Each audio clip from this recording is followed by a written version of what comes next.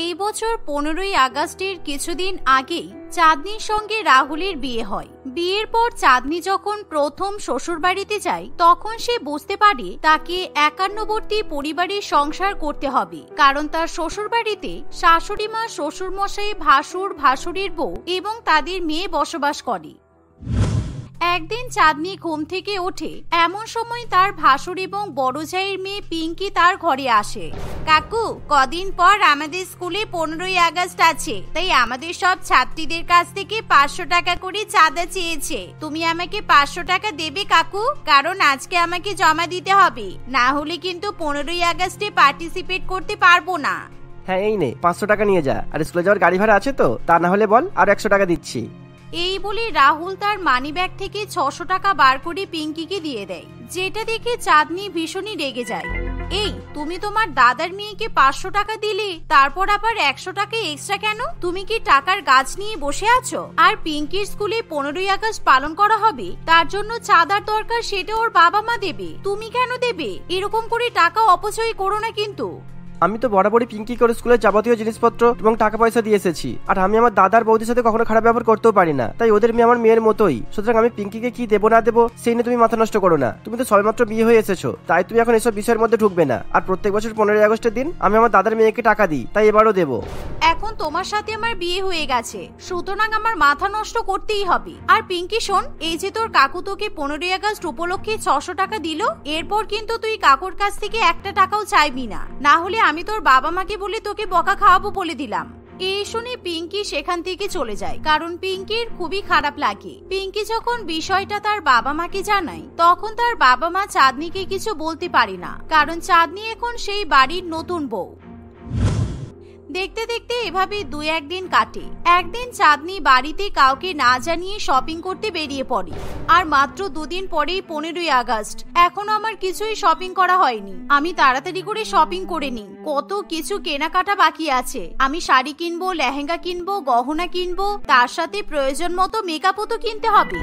এই ভেবে চাঁদনি একটা বড় শপিং মলে যায়, কারণ সেখানে 15ই আগস্ট উপলক্ষে একটা বড় ডিসকাউন্ট দেয়া হয়। সেই ফ্রিডম ফেস্টিভ্যাল ডিসকাউন্ট থেকে চাঁদনি নিজের জন্য দামি দামি শাড়ি, গহনা, মেকআপ ইত্যাদি কিনে নেয়। এভাবে শপিং করা হয়ে গেলে চাঁদনি যখন বাড়িতে ফিরে আসে, তখন কি ব্যাপার চাঁদনি, কোথায় গিয়েছিলে শপিং করতে?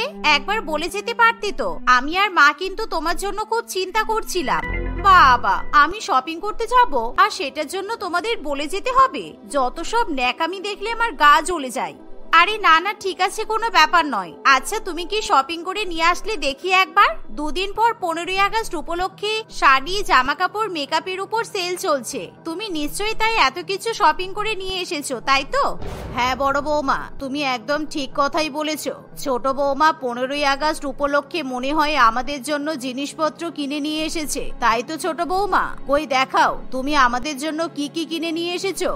এমন কথা শুনে চাঁদনি খুবই রেগে যায়, কারণ সে মোটেই 15ই আগস্ট উপলক্ষে তার শ্বশুর বাড়ির পরিবারের জন্য শপিং করে না। আসলে 15ই আগস্টের দিন তার ছোট ভাইয়ের বিয়ে, মূলত সেই কারণেই চাঁদনি আজকে ফ্রিডম সেলে শপিং করতে যায়। একদম আমার নতুন নতুন জামা কাপড়ে হাত দেবেন না আপনারা, কারণ এখানে আপনাদের জন্য আমি কিছুই নিয়ে আসিনি। এই সবকটা প্যাকেট আমার বাপের বাড়ির জন্য। 15ই আগস্টের দিন আমার ভাইয়ের বিয়ে, তাই আমি ওখানে এই সব কিছু নিয়ে যাব। এগুলো সবকিছু আমার মা, দাদা, ভাই, আমার ভাইয়ের হবু বউয়ের জন্য। চাঁদনি এই বলে প্যাকেটগুলো ঘরে নিয়ে চলে যায়, আর সুন্দর করে প্যাকেটগুলো আলমারিতে তুলে রাখে। এমন সময় তার শ্বশুরবাড়ির লোকেদের খুবই খারাপ লাগে, কারণ সে খুবই বাজেভাবে তার পরিবারের লোকেদের অপমান করে। কিছুক্ষণ পর চাঁদনি যখন ঘরে বসে পেপার পড়তে শুরু করে, তখন সে দেখে যে প্রথম পাতায় অনেকগুলো এসির ছবি দেওয়া আছে। এই রাহুল দেখো, ইন্ডিপেন্ডেন্স ডে অফার হিসেবে এই এসি গুলো কত কম দামে বিক্রি হচ্ছে, আর আমাদের এসিটা কেমন যেন পুরানো পুরানো মনে হচ্ছে। তাই আমি ভাবছি একটা এসি কিনবো। তুমি আমাকে ইন্ডিপেন্ডেন্স ডে অফারে এসি কিনে দেবে গো? কেন বেকার বেকার এসি কিনতে যাবো? এই তো আমাদের বিয়ের পর ঘরে একটা বড় দামি উইন্ডো এসি লাগালাম, এখন আবার তুমি ইনভার্টার এসি কিনবে? হ্যাঁ কিনবো, কারণ আমার উইন্ডো এসি মোটেই পছন্দ নয়। এখন স্প্লিট এসির উপরে অনেক অফার চলছে, তাই আমাকে তুমি এই 15ই আগস্ট উপলক্ষে এসি কিনে দেবে। আমি কিছু জানি না। আর হ্যাঁ, তুমি কিন্তু আগে তোমার দাদার মেয়ের জন্য 15ই আগস্ট উপলক্ষে নতুন জামা কাপড় কিনে নিয়ে এসেছো, সেটা আমি জানি। তাই এখন আমি তোমাকে যা বলবো তোমাকে তাই করতে হবে। চাঁদনি এই কথা বললে রাহুলের কিছু করার থাকে না, তাই কিছুক্ষণের মধ্যেই তারা দুজনেই ইন্ডিপেন্ডেন্স ডে অফারে এসি কিনতে চলে যায়। কিন্তু সেই শপিং মলে ভীষণ পরিমাণে ভিড় থাকে, তবুও চাঁদনি সেই ভিড়ের মধ্যে ঢুকে সুন্দর সুন্দর এসি পছন্দ করতে শুরু করে। এভাবেই তাদের এসি কেনা হয়ে গেলে দুজনে মিলে বাড়িতে ফিরে আসে। বাড়িতে ফেরা মাত্রই চাঁদনি মিস্ত্রি ডেকে নিজের ঘরে সেই এসি ফিট করিয়ে নেয়। কিন্তু দুঃখের বিষয়, এসি লাগানোর পর চাঁদনি নিজের ঘরে কাউকে ঢুকতে দেয় না, কারণ সে শুধুমাত্র একাই এসির হাওয়া খাবে বলে ঠিক করে। কাকিমা, ও কাকিমা, 15ই আগস্টের পরের দিন আমার স্কুলে অঙ্ক পরীক্ষা আছে, তুমি আমাকে একটু অঙ্ক শিখিয়ে দেবে গো? আমি জানি তুমি অঙ্কে খুব ভালো। আমার খেয়ে বসে কাজ নেই, আমি তোকে এখন অঙ্ক শেখাতে যাব? 15ই আগস্টের দিন আমার ভাইয়ের বিয়ে, সেই কারণে এখন আমি অনেক ব্যস্ত আছি। আমাকে এখন জামা কাপড় সব গোছাতে হবে, তারপর জুতাগুলো প্যাকিং করতে হবে। আমার কাছে এখন একদম সময় নেই, তুই যা, তোর মায়ের কাছে গিয়ে অঙ্ক শিখে নে। তোমার ভাইয়ের বিয়ে কাকিমা, তুমি তোমার সঙ্গে আমাকে নিয়ে যাবে তো? আমার বইয়েই গেছে তোকে সঙ্গে করে নিয়ে যেতে। তুই স্কুলে গিয়ে 15ই আগস্টের দিন পতাকা তোল আর সাথে জিলিপি খা, যা এখান থেকে। এই বলে চাঁদনি পিঙ্কিকে ঘর থেকে তাড়িয়ে দেয়। 15ই আগস্টের দিন সকালবেলা চাঁদনি বাপের বাড়িতে যাওয়ার জন্য সবকিছু গোছগাছ করে নেয়। এমন সময় পারমিতা দেবী তার কাছে আসে। বৌমা, আজকে আমাদের বাড়িতে কয়েকজন আত্মীয় স্বজন আসবে, আর তোমার যেহেতু নতুন বিয়ে হয়েছে তাই ওরা তোমাকে দেখতে চাইছে। তুমি এখনই চলে যেও না, আজকে তো 15ই আগস্ট ছুটির দিন, তাই তুমি একটু অপেক্ষা করে যাও। ওরা এসে আমাদের সঙ্গে একসাথে ব্রেকফাস্ট করবে, তারপর একটু গল্পগুজব করেই চলে যাবে। তুমি না হয় ওরা চলে যাওয়ার পর বাপের বাড়িতে যেও। আমার বইয়ে গেছে এখন এখানে বসে থাকতে, তাও আবার আপনার আত্মীয় স্বজনের জন্য। আপনি তো ভালো করেই জানেন আজকে আমার ভাইয়ের বিয়ে, তাই যখন আত্মীয় স্বজন আসার কথা উঠলো তখন আপনি বারণ করে দেননি কেন? 15ই আগস্ট ছুটির দিন বলে আমি কি আপনার আত্মীয় স্বজনদের আতিথেয়তা করবো নাকি? যত সব। বৌমা, এরকম করে কেন বলছো তুমি? আমি কি খারাপ কিছু বলেছি? বেশ করেছি। আপনাদের লজ্জা করে না? 15ই আগস্টের পরের দিন 16ই আগস্ট আপনার নাতনির পরীক্ষা, তাও আবার অঙ্ক পরীক্ষা, আর আপনি আজকে বাড়িতে অতিথি ডেকে আপ্যায়ন করবেন? ওই জন্যই আপনার নাতনি মনে হয় বছর বছর ফেল করে। ছি! এভাবেই চাঁদনি তার শাশুড়ি মাকে ভীষণই অপমান করে। অন্যদিকে আজকে যেহেতু 15ই আগস্ট, তাই বাড়ির বড় বউ রান্নাঘরে গিয়ে সুন্দর সুন্দর রান্না বান্না করে। অন্যদিকে পিঙ্কি স্কুলে 15ই আগস্ট পালন করতে চলে যায়। এভাবেই বাড়িতে 15ই আগস্ট পালন করা হয়। কিন্তু ছোট বৌমা কিছুতেই বাড়িতে থাকতে চায় না, সে শুধু নিজের স্বামীকে নিয়ে বাপের বাড়িতে যাওয়ার জন্য ব্যস্ত হয়ে ওঠে। মা, আমি আর রাহুল চললাম, আপনারা কি করবেন ব্যবস্থা করে নেবেন। এই বলে চাঁদনি রাহুলকে নিয়ে বাপের বাড়ির দিকে রওনা দেয়। এদিকে কিছুক্ষণ পর পারমিতা দেবী তার বাড়ির পরিবারের সঙ্গে এবং পাড়া প্রতিবেশী সকলের সঙ্গে সুন্দর করে 15ই আগস্ট পালন করতে শুরু করে। কিছুক্ষণের মধ্যেই পারমিতা দেবীর বাড়িতে আত্মীয় চলে আসে। এমন সময় দিয়া তাদের আপ্যায়ন করতে শুরু করে। অনেক গল্প হয়েছে, এবার আপনারা দুপুরবেলা খাওয়া দাওয়া করতে চলুন, কারণ আজকের দিনে আপনারা আমাদের বাড়িতে এসেছেন। শুধুমাত্র ব্রেকফাস্ট খাইয়ে আপনাদেরকে যেতে দেব এটা কিন্তু হতে পারে না। না না বড় বৌমা, ঠিক আছে, তুমি এমনিতেই আমাদের ব্রেকফাস্টে লুচি আলুর দম খাইয়েছো, আমাদের পেট ভরে গেছে, তাই আমরা দুপুরবেলা কিছুই খাবো না। কমলা দেবী এবং তার পরিবার এই কথা বললে দিয়া কিছুই শুনতে চায় না। সে সবাইকে দুপুরবেলা মটন কষা, ফ্রাইড রাইস, চিংড়ি মাছের মালাইকারি খাওয়ায়। এভাবেই তারা সবাই মিলে 15ই আগস্টে আনন্দ করতে থাকে। কিন্তু অন্যদিকে চাঁদনি বাপের বাড়িতে গিয়ে সেরকম একটা আনন্দ করতে পারে না। তোমার বাপের বাড়ির লোকেরা তো দেখছি তোমার মতোই স্বার্থপর। আমি নতুন জামাই, কখন থেকে এসে শুধু মুখে বসে আছি, কিন্তু এখনো তোমার মা বাবা আমাকে কিছুই তো খেতে দিচ্ছে না। আর যখন খিদে পেয়েছে বলছি, তখন তোমার মা বাবা আমাকে বলছে বাইরে নাকি জিলিপি পাওয়া যাচ্ছে, তাই 15ই আগস্টের ফ্রি জিলিপি খেয়ে আসতে। আর তারপর রাত্রেবেলা যখন বিয়ে বাড়ি হবে তখন নাকি খাবার পাবো। এটা কোনো কথা হলো? হ্যাঁ, ঠিকই তো বলেছে। আমাদের পাড়ায় প্রত্যেক বছর 15ই আগস্ট পালন হয়, আর বাবা সেখানে চাঁদা দেয়। সুতরাং সেখানে যদি কচুরি, আলুর দম, জিলিপি ফ্রিতে খাওয়ানো হয়, তুমি খাবে না কেন? যাও গিয়ে খেয়ে এসো। ঠিক আছে, তাই হোক। এই বলে রাহুল বাইরে গিয়ে দেখে সেখানে পতাকা উত্তোলন হচ্ছে, কিন্তু পতাকা তোলার দিকে কারোর কোনো নজর নেই। সবাই শুধুমাত্র ফ্রিতে কচুরি এবং জিলাপি খেতেই ব্যস্ত থাকে। এমন সময় সে যখন কচুরি এবং জিলিপি খাওয়ার জন্য লাইন দেয়, তখন তার কপালে কচুরি জোটে না, কারণ লাইন শেষ হওয়ার আগেই কচুরি, আলুর দম, জিলিপি শেষ হয়ে যায়। তাই রাহুল মন খারাপ করে আবার ঘরে ফিরে আসে। 15ই আগস্টের দিন কচুরি জিলিপি কিছুই তো পেলাম না। কি আর করা যাবে, আজকে যখন তোমার ভালো মন্দ খেতে ইচ্ছে করছে তাহলে তুমি বরঞ্চ রান্নাঘরে গিয়ে বাতাসা জল খেয়ে নাও, কারণ আমি বাতাসা জল খেয়ে নিয়েছি। বিয়ের আগে আমি এভাবেই 15ই আগস্ট কাটাতাম। এই বলে চাঁদনি তার বাপের বাড়ির লোকেদের জন্য নিয়ে আসা দামি দামি উপহার তাদেরকে দিতে শুরু করে। কিন্তু রাহুলের খুবই খারাপ লাগে, কারণ এমন সময় রাহুলের নিজের বাড়ির 15ই আগস্টের খাওয়া দাওয়ার কথা মনে পড়ে। তবে এখন তার কিছু করার থাকে না। এভাবেই দেখতে দেখতে সারাদিন কেটে যায়। 15ই আগস্ট রাত্রিবেলা চাঁদনির ভাইয়ের বিয়েতে চাঁদনি এবং রাহুল অনেক অনেক খাওয়া দাওয়া করে। পরের দিন সকালে তারা বাড়িতে ফিরে আসে, কিন্তু বাড়িতে ফিরে আসার পর, কি ব্যাপার দিদি, তোমার গলায় এত বড় সোনার চেন কি করছে? তুমি তো এর আগে কোনোদিনও সোনা পরোনি। 15ই আগস্টের দিন আমি আমার ভাইয়ের বিয়েতে গেলাম আর ওই একদিনের মধ্যেই তোমার গলায় সোনার চেন চলে এলো। আমি তো কিছুই বুঝতে পারছি না। তোমাকে বলেছিলাম না যে কালকে আমাদের বাড়িতে আত্মীয় স্বজন আসবে, তাই তুমি একটু বাড়িতে থাকো, কিন্তু তুমি তো থাকলে না। সুতরাং আমি কালকে সবাইকে একা একা ভালো মন্দ রান্না করে খাইয়েছি আর সবার সঙ্গে আনন্দ করে 15ই আগস্ট পালন করেছি। তাই অতিথিরা খুশি হয়ে এই সোনার চেন আমাকে উপহার দিয়ে গেছে। তুমি যদি থাকতে আর সবাইকে রান্না বান্না করে খাওয়াতে, তারপর যদি বাপের বাড়িতে যেতে, তাহলে কিন্তু এই সোনার চেন তোমারই প্রাপ্য হতো। কালকে 15ই আগস্টের দিন সোনার চেন পাওয়া আমার কাছে জীবনের সেরা উপহার। আমার এই দিনটার কথা সারা জীবন মনে থাকবে। দিয়ার কথা শুনে চাঁদনি একেবারে জ্বলে পুড়ে মরে, কারণ এমনিতেই তার সোনা গহনার প্রতি ভীষণ পরিমাণে লোভ। তাই সে ভাবে সে যদি বেকার বেকার 15ই আগস্টের দিন সকাল সকাল বাপের বাড়িতে না যেত, তাহলে আজকে সেও এরকম সোনার চেন পরে থাকতে পারত। কিন্তু তার কাছে এখন কোনো উপায় নেই। তাই সে বারবার বড় জায়ের গলায় সেই সোনার চেন দেখে আর 15ই আগস্টের দিনের কথা ভেবে আক্ষেপ করে। প্রিয়াঙ্কা দেখতে খুবই সুন্দরী এবং ফর্সা ছিল। তার পেছনে অনেক ছেলেই পাগল ছিল, কিন্তু সে তাদের কলেজেরই একটা ছেলে নিখিলকে পছন্দ করত। প্রিয়াঙ্কা এবং নিখিল ছোটবেলার বন্ধু ছিল। তারা একই সঙ্গে একই স্কুলে পড়তো, আবার একই সঙ্গে তারা একই কলেজে ভর্তি হয়েছিল। প্রিয়াঙ্কা এবং নিখিলকে সব জায়গায় একই সঙ্গে দেখা যেত। তাদের এই সম্পর্কের ব্যাপারে অনেকেই জানতো। এখন তাদের কলেজের লাস্ট ইয়ার চলছিল। এর মধ্যে প্রিয়াঙ্কার বাবা মা তার বিয়ের জন্য ছেলে দেখা শুরু করে দেয়। এই প্রিয়াঙ্কা, তোর বাবা তোর জন্য ছেলে দেখেছে, খুব ভালো ছেলে। ওর সাথে তোর বিয়ে হলে তুই একেবারে রাজরানী হয়ে থাকবি। তোমার কি মাথা খারাপ হয়ে গেছে মা? তুমি জানো না আমি নিখিলকে পছন্দ করি, আর আমি নিখিলকে ছাড়া কাউকে বিয়ে করব না। তাই শুধু শুধু এসব ফালতু ছেলে দেখে কোনো লাভ নেই। আবার সেই ছেলেটার কথা বলছিস? ওই ছেলেটার কি আছে? হ্যাঁ, কি করে ছেলেটা? ও তো বেকার ছেলে, একটা টাকা ইনকাম করতে জানে। ওর সাথে বিয়ে করলে তুই কখনো সুখে থাকতে পারবি? কেন সুখে থাকতে পারবো না? টাকাই কি সবকিছু হয়? হ্যাঁ, আজকালকার যুগে টাকাই সবকিছু হয়। তুই ওকে বিয়ে করলে তোর কি কোনো ইচ্ছে পূরণ করতে পারবে?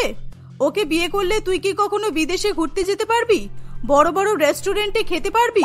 বড় বড় শপিং মলে গিয়ে লাখ লাখ টাকা শপিং করতে পারবি? না তো, এগুলো তো কিছুই হবে না।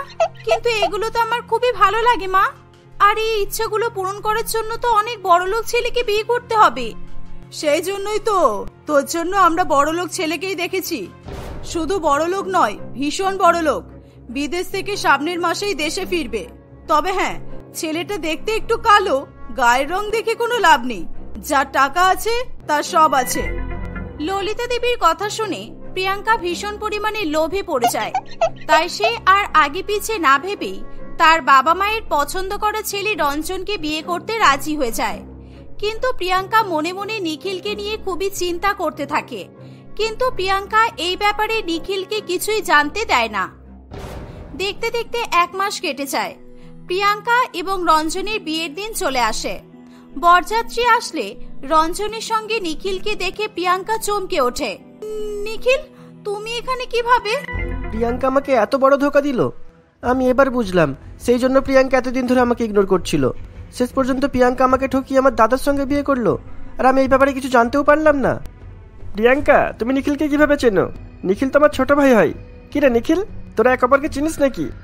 নিখিল কিছু বলতে যাবে তার আগেই প্রিয়াঙ্কা বলে, হ্যাঁ রঞ্জন, আসলে নিখিল আর আমি একই কলেজে পড়ি, তাই আমরা দুজনে একে অপরকে চিনি। বাহ, তাহলে তো খুব ভালোই হলো। আমি তো মাঝে মধ্যে বিদেশে যাই। আমি যখন থাকবো না তাহলে তোমাদের দুজনের বাড়িতে থাকতে কোনো অসুবিধা হবে না, বন্ধুর মতোই থাকতে পারবে। এসব দেখে নিখিল প্রচন্ড পরিমাণে রেগে গেলেও সে নিরুপায় ছিল, তাই সেই সময় সে নিজেকে সংযত রাখার চেষ্টা করে। কিছুক্ষণের মধ্যেই প্রিয়াঙ্কা এবং রঞ্জনের বিয়ে হয়ে যায়। প্রিয়াঙ্কা তার শ্বশুর বাড়িতে চলে যায়। প্রিয়াঙ্কার উপর রাগ করে নিখিল তার সঙ্গে পুরোপুরি কথা বলা বন্ধ করে দেয়, কিন্তু প্রিয়াঙ্কা খুবই খুশি ছিল। সে রঞ্জনের টাকা নিয়ে আনন্দের সঙ্গে দিন কাটাচ্ছিল। দেখতে দেখতে 2-1 দিন কেটে যায়। একদিন প্রিয়াঙ্কার সঙ্গে তার কয়েকটা বন্ধু দেখা করতে আসে, যারা বিশেষ কোনো কারণের জন্য প্রিয়াঙ্কার বিয়েতে আসতে পারেনি। আয় আয়, তোরা এসে গেছিস, আমি তোদের জন্য অপেক্ষা করছিলাম। এই যে দেখ, এটা হলো আমার বর রঞ্জন।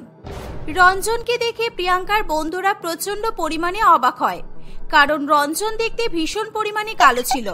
আচ্ছা, তোমরা বন্ধুরা মিলে গল্প করো, আমার তো এখানে কোনো কাজ নেই, আমি একটু আসছি। এই বলে রঞ্জন সেখান থেকে চলে যায়। প্রিয়াঙ্কা, এটা তুই কি করলি? তুই এরকম একটা কালো ছেলের সঙ্গে বিয়ে করেছিস? নিখিলের মতো অত সুন্দর হ্যান্ডসাম ছেলেকে ছেড়ে দিয়ে এরকম কালো প্যাঁচাকে বিয়ে করতে গেলি কেন রে? আরে, তোরা যাকে কালো প্যাঁচা বলছিস সে হলো এই এলাকার সবচেয়ে বড় লোক, আর ওই নিখিল রঞ্জনেরই ছোট ভাই। মানে নিখিল হলো এখন বর্তমানে আমার দেওর। আর তাছাড়া আমি ওই কালো রঞ্জনকে বিয়ে করিনি, ওকে? আমি তো কালো রঞ্জনের টাকাকে বিয়ে করেছি। তোর কথা শুনে আমার বড্ড অবাক লাগছে।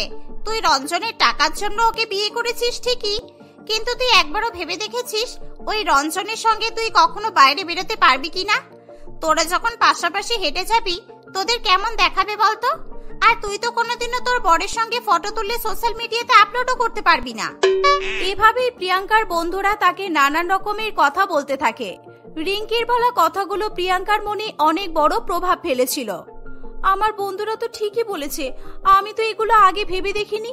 আমি তো কারোর সামনে আমার বরকে কখনো দেখাতেও পারবো না। টাকার লোভে বিয়ে তো করে নিলাম, কিন্তু এবার ওই কালো বরকে সহ্য করা আমার পক্ষে সম্ভব হবে না। এবার আমি কি করব? ঠিক তখনই সেখানে রঞ্জন চলে আসে। প্রিয়াঙ্কা, তোমার বন্ধুরা চলে গেছে তাহলে? আচ্ছা, আমি তো ভাবছিলাম বিয়ের তো 3-4 দিন হয়ে গেল, আমরা তো কোথাও ঘুরতে যাইনি। তাহলে তো এবার কোনো ঘোরার প্ল্যান করে ফেললেই হয়। বলো, তুমি কোথায় ঘুরতে যেতে চাও? না না, আমি এখন কোথাও ঘুরতে যেতে চাই না। আসলে বিয়ে করতে গিয়ে এত ধকল গেছে, এখন কোথাও ঘুরতে যেতে ইচ্ছে করছে না। 2-1 মাস যাক, তারপর আমরা কোথাও ঘুরতে যাব। এখন আমি বাড়িতেই থাকতে চাই। ঠিক আছে, তোমার যেটা মনে হয় সেটাই করো, আমার কোনো অসুবিধা নেই। তাহলে 2 দিনের জন্য আমার একটা মিটিং আছে, আমি মিটিংটা করেই আসি। তুমি সাবধানে থাকবে, আর কোনো সমস্যা হলে তুমি আমাকে ফোন করবে। আর তাছাড়া ভাই তো আছেই বাড়িতে, ও থাকতে তোমার কোনো অসুবিধা হবে না। হ্যাঁ ঠিক আছে। রঞ্জন, বলছি যে তোমার ডেবিট কার্ডগুলো দিয়ে গেলে ভালো হতো। আসলে কিছু কেনাকাটার প্রয়োজন পড়ে যদি, তাই আর কি। হ্যাঁ হ্যাঁ, এটা আবার বলার কি আছে, সবই তো তোমার। আর লকারের মধ্যে ক্রেডিট কার্ড, ডেবিট কার্ড সবই রাখা আছে, তোমার যা প্রয়োজন হবে তুমি নিয়ে নেবে। আচ্ছা, আমি এবার আসছি, কেমন? নিজের খেয়াল রেখো। রঞ্জনের কথা শুনে প্রিয়াঙ্কা ভীষণ পরিমাণে খুশি হয়। রঞ্জনের ডেবিট কার্ড, ক্রেডিট কার্ড পেয়ে গেছি, এবার আমি শুধু ঘুরে বেড়াবো। কিন্তু একা একা তো ঘুরতে ভালো লাগবে না, নিখিলকে কোনো রকমে বোঝাতে হবে আমার কাছে এখন কালো বরের টাকা আছে, আর নিখিলের মতো একজন হ্যান্ডসাম বয়ফ্রেন্ডও আছে। প্রিয়াঙ্কা এরকমই ভাবনা চিন্তা করে নিখিলের কাছে যায়। নিখিল প্রিয়াঙ্কাকে দেখে প্রচন্ড রেগে যায়। কি হলো, তুমি এখানে এসেছো কেন? কি চাই তোমার? আমাকে ঠকিয়ে, আমাকে ধোকা দিয়ে তুমি আমার দাদাকে বিয়ে করে নিলে। তুমি একবার আমার কথা ভেবেছো? আমাকে ক্ষমা করে দাও নিখিল, আমি সত্যি তোমার সঙ্গে অন্যায় করেছি, কিন্তু বিশ্বাস করো আমি ইচ্ছা করে করিনি, আমি বাধ্য ছিলাম। আমার বাবা মা জোর করে রঞ্জনের সঙ্গে আমার বিয়ে দিয়েছে, আমি বিয়ের জন্য কখনোই রাজি ছিলাম না। তুমি তো জানো আমি তোমাকে কতটা ভালোবাসি।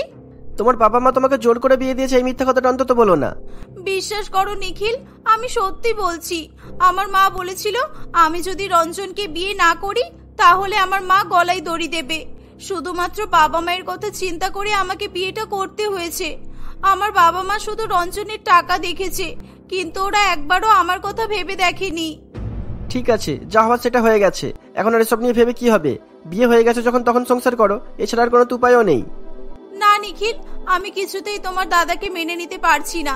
তোমার দাদা দেখতে ভীষণ কালো, আমি ওকে কিছুতেই সহ্য করতে পারবো না। আমি তোমাকে ভালোবাসতাম, আর আমি এখনো তোমাকেই ভালোবাসি। আমি তোমাকে ছাড়া থাকতে পারবো না নিখিল। এভাবেই প্রিয়াঙ্কা মিষ্টি মিষ্টি কথা বলে নিখিলের কাছে মিথ্যা কান্নার নাটক করতে থাকে। প্রিয়াঙ্কাকে এভাবে কষ্ট পেতে দেখে নিখিলের মন পুরোপুরি গলে যায়। নিখিল মনে করে যে সত্যিই প্রিয়াঙ্কার বাবা মা জোর করে তার বিয়েটা দিয়েছে। আচ্ছা ঠিক আছে, এবার তুমি কান্নাকাটি বন্ধ করো, আমাকে একটু সময় দাও, কিছু একটা করতেই হবে। আর আচ্ছা, এই ব্যাপারটা যদি দাদাকে আমরা সরাসরি বলি? না না, এই ভুল কাজ করো না নিখিল। এখন সরাসরি সত্যি কথা বলে কোনো লাভ হবে না। যা করার আমাদেরকে লুকিয়ে লুকিয়ে করতে হবে। আমাদের সম্পর্কের ব্যাপারে তোমার দাদা যেন এখন কিছুই জানতে না পারে। আমরা একদিন সুযোগ বুঝে দুজনে বাড়ি থেকে পালিয়ে যাব, ঠিক আছে? প্রিয়াঙ্কার কথা নিখিল মেনে নেয়। এরকম ভাবেই সময় কাটতে থাকে। অন্যদিকে প্রিয়াঙ্কা যতটা সম্ভব রঞ্জনের থেকে দূরত্ব বজায় রাখার চেষ্টা করত। একদিন রঞ্জন 10-15 দিনের জন্য বিদেশে চলে যায়। রঞ্জন বিদেশে চলে গেলে প্রিয়াঙ্কা ভীষণ খুশি হয়। দেখতে দেখতে কিছুদিন কাটে। রঞ্জনের কাজ তাড়াতাড়ি সম্পন্ন হয়ে গেলে সে তাড়াতাড়ি বাড়ি ফিরে এসে প্রিয়াঙ্কাকে সারপ্রাইজ দেবে বলে ঠিক করে। বাড়ি ফেরার সময় রঞ্জন একটা রেস্টুরেন্টে ঢোকে। সেখানে গিয়ে সে অবাক হয়ে যায়, কারণ ওই রেস্টুরেন্টে প্রিয়াঙ্কা এবং নিখিল দুজনে একসঙ্গে বসেছিল। বলো না প্রিয়াঙ্কা, তুমি কি খাবে? সেই কখন থেকে তো জিজ্ঞাসা করছি তুমি কি খাবে, বলো। তুমি তো ঠিক করতেই পারছো না। কি খাবো আর ভালো লাগছে না, নতুন কিছু আইটেম ট্রাই করলে ভালো হতো। আচ্ছা তুমি বলো, তুমি কি খাবে? তুমি যা খাবে আমিও তাই খাবো। না না, তা কি করে হয়? তুমি যা খাবে আমি তাই খাবো, বলো তাড়াতাড়ি। এসব দেখে রঞ্জনের ভীষণ পরিমাণে সন্দেহ হয়। সে ওই রেস্টুরেন্টের একজন ওয়েটারের কাছে গিয়ে জিজ্ঞাসা করে, এই যে দাদা, একটু আগে আপনি যে ওই টেবিলে খাবার সার্ভ করলেন না, ওদেরকে কি আপনি আগে থেকেই চেনেন নাকি? না মানে আগে কি কখন ওদেরকে একসঙ্গে দেখেছেন? হ্যাঁ, ওটা তো আমাদের রেস্টুরেন্টের পুরানো কাস্টমার। তাও না হলে 4-5 বছর ধরে ওরা এখানে আসছে। আর আমরা যতদূর জানি ওরা গার্লফ্রেন্ড বয়ফ্রেন্ড। ওদের সম্পর্কও তো অনেক দিনেরই। কিছুদিন আগে শুনছিলাম মেয়েটার আবার অন্য কোথাও বিয়ে হয়ে গেছে। জানি না কথাটা কতটা সত্য। রঞ্জন সবটা জানার পর প্রিয়াঙ্কার বাবা মায়ের কাছে যায়। আপনারা যখন জানতেন প্রিয়াঙ্কা আমার ভাইকে পছন্দ করে আর আমার ভাইও প্রিয়াঙ্কাকে পছন্দ করে, তখন আপনারা আমার সঙ্গে প্রিয়াঙ্কার কেন বিয়ে দিলেন? আপনারা এভাবে 3-3টে জীবন নষ্ট করতে পারলেন? তোমার ভাইয়ের সঙ্গে আমাদের মেয়ের বিয়ে দিইনি শুধুমাত্র একটাই কারণে, নিখিলের তো সম্পত্তি বলে কিছু নেই, আর ও তো কোনো রকমের টাকাও ইনকাম করে না। নিখিলের সঙ্গে বিয়ে দিলে আমার মেয়ে হয়তো সুখে থাকতে পারবে না, এই ভেবেই আমরা। কে বলেছে আমার ভাইয়ের কিছু নেই? আমাদের সম্পত্তির 50% অনেক আগেই আমি আমার ভাইয়ের নামে লিখে দিয়েছি। আমার বাবা নেই ঠিকই, কিন্তু আমার ভাইয়ের কাছে আমি ওর বাবার মতোই। রঞ্জন পড়াশোনা করছে তাই, না হলে আমি আমার বিজনেসের 50% শেয়ার হোল্ডার হিসেবে আমি আমার ভাইকে সঙ্গে রাখবো বলে ঠিক করেও রেখেছি। রঞ্জনের কথা শুনে প্রিয়াঙ্কার বাবা মা অবাক হয়ে যায়। অনেক ভাবনা চিন্তা করার পর রঞ্জন একটা বড় সিদ্ধান্ত নেয়। সে ঠিক করে প্রিয়াঙ্কাকে ডিভোর্স দেওয়ার পর সে প্রিয়াঙ্কা এবং নিখিলের বিয়ে দেবে। সমস্ত কিছু জানাজানি হয়ে যাওয়ার পর প্রিয়াঙ্কা আর নিখিল তাদের ভুল স্বীকার করে, কিন্তু রঞ্জন তাদেরকে বিয়ে দিতে চাইলে তারা একে অপরকে বিয়ে করতে রাজি হয়ে যায়। রঞ্জন খুশি খুশি প্রিয়াঙ্কা এবং নিখিলের বিয়ে দেওয়ার পর বিদেশে চলে যায়। এভাবেই নিখিল এবং প্রিয়াঙ্কা দুজনে হাসি খুশি সংসার করতে থাকে।